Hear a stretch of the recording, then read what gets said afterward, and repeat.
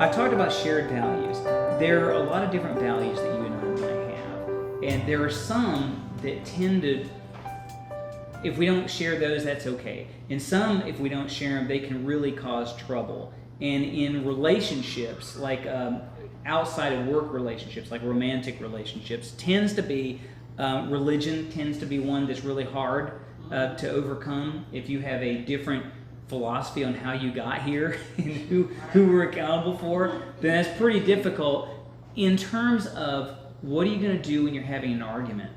And because you always have to think about that, is when we're having conflict, the reason why we want to have shared values is because it gives us it gives us a straightforward tool to resolving it. And I would call that something called leveling up, where we can't agree on this right now, but can we level up to something we do agree on and start there and say, okay, we agree to that, and we agree that this is more important than this. So what can we do with this that will put us both in line with this? Religion might be one of them. If we have a totally different faith, and those faiths are very radically different, like Satan worshiper and Islam or something. They're totally different. I mean, you're not likely to have very same values.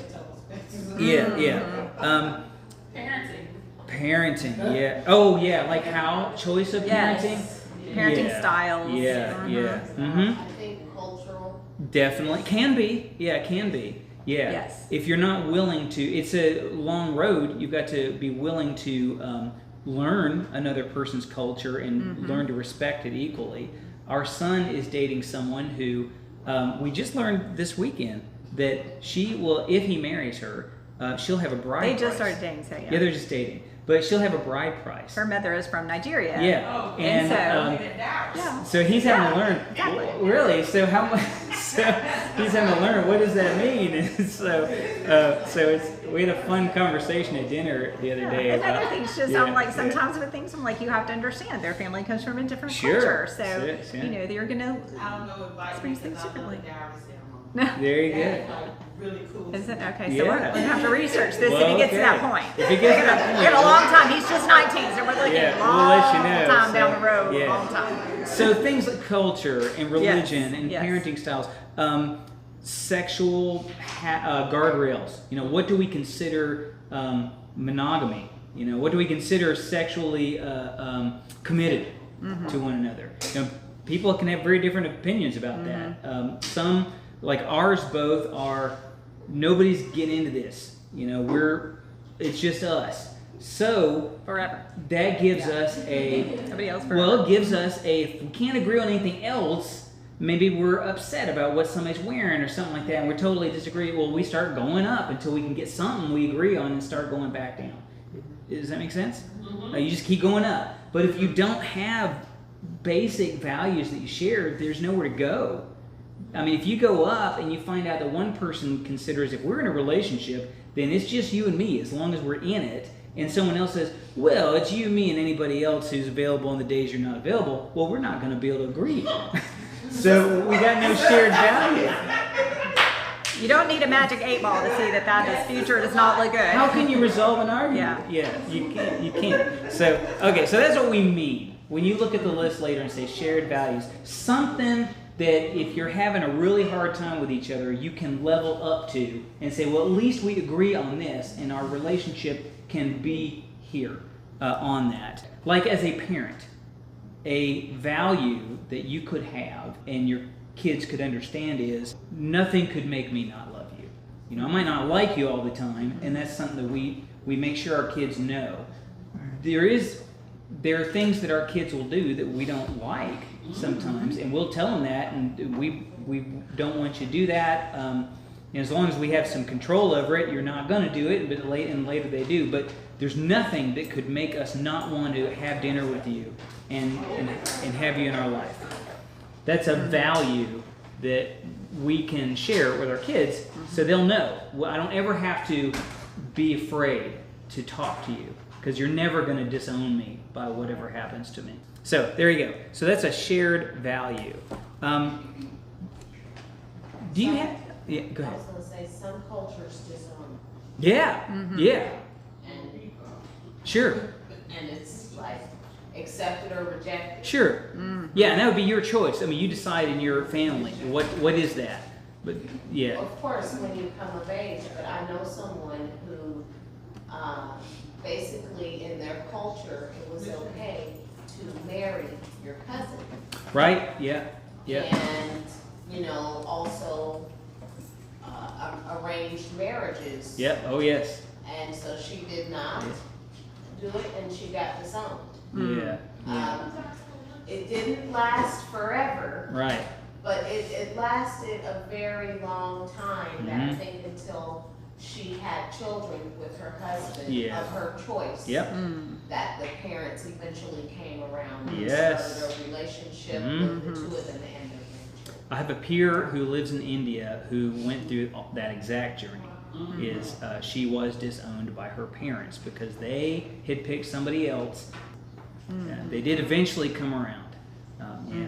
So not only that, but in their case, they couldn't have kids either. It turned out, and they wanted to adopt, and that's bad too for whatever reason. In their So they had a culture, it was double not whammy. acceptable to adopt No, children. no. Yeah.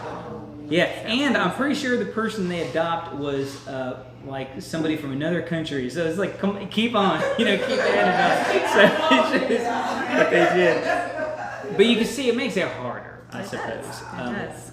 All right, truth. It'd be really great if the person in your relationship could just know that if you say yes, it means yes, and if you say no, it means no. That's what Jesus said. Instead of saying yeah, like you know. Got that written there. Yes. Means Yeah, I yes. have it right there because Jesus is saying, "Look, don't say, I swear, baby, I swear." Well, you shouldn't have to swear on anything. They should just know that if you say something to them, it's true, and that's going to build a lot of trust in your relationship.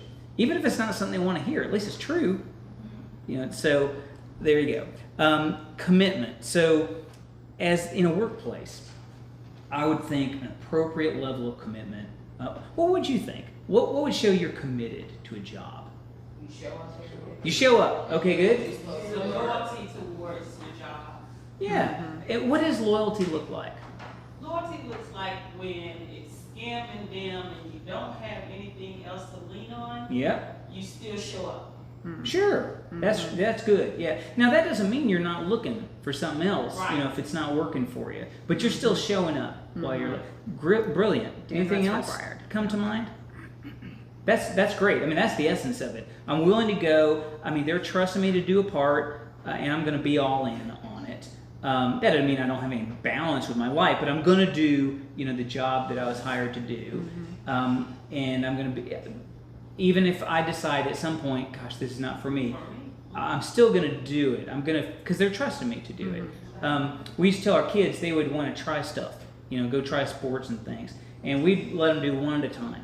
One a year, and the reason was because it was too much for us to keep up with. But the other thing is we want to teach them commitment, and what we'd always say is, all right, you're going to do soccer this year, and you're going to chase soccer ball around, and if you end up loving it, that's great. Then we'll become soccer parents. If you hate it on week 2, we're still doing this season. That's right. Yeah, because your team is counting on you. So that's that kind of commitment. Yeah. What about when you decide to leave a job? What could show commitment? You're going to leave. You're right. Give them notice. Yeah. If you wanted to go really nuts, then you could also, offer to help, train your you know, replacement. if there's It time depends on the for it. circumstances. Sometimes there isn't. Yeah, It depends it on the does. situation. That's a way to show integrity, commitment in the workplace. As a parent, I mentioned that one. Maybe saying, nothing could separate you from my love. Culturally, there are some different situations there, but in general, for us, it would say that. And as And I think biblically, our foundation, yeah. if we're looking to God's word for how we treat our children, we should treat them as God treats us. Yep. And that is an everlasting love. Right, Nothing can because separate you. Romans 8:38, nothing can separate you from my love, and I'm your parent, and that's what I would prefer you to do with your kids, is pass that on. And same thing in a marriage. Hebrews 13:5, no one is getting into this, and I will never leave you or forsake you. That's commitment in a marriage. No one's getting in here, and I'm not leaving. Yeah, because I think our family relationships with our spouse, with our children, those are supposed to be kind of on earth here a model of God's relationship with us. It's never going to be perfect because we are imperfect, but that's God's intent for us to show others here on earth what a relationship with our Heavenly Father looks like. Our kids, their view of God starts out from their view of their relationship with their parents. Our view as husband and wife is also reflective of a relationship with God. There's a lot of imagery in the Bible that talks about that. I realize I should mention that I know that I'm talking to people who have had other people not have that kind of commitment with you. I grew up in that kind of house, and my dad left when I was 5, and he straight up said, I don't want to be with you, and I don't want to be with this kid either. And he went to join a rock band, and so my mom was alone for 6, 7 years. Like he never saw him again. I never saw him again. I went to his funeral a month ago, and I'd only seen him 2 times for 5 minutes each. After we were married. And it was after we were married. I was almost 40, and it was in a funeral. It was a funeral. So, I mean, literally to his grave, he never cared, about my mom and I. So, if you're experiencing that, I understand that. And we're talking about you, and between you and the Lord, what you can bring to your relationships, not necessarily what someone else is bringing to you.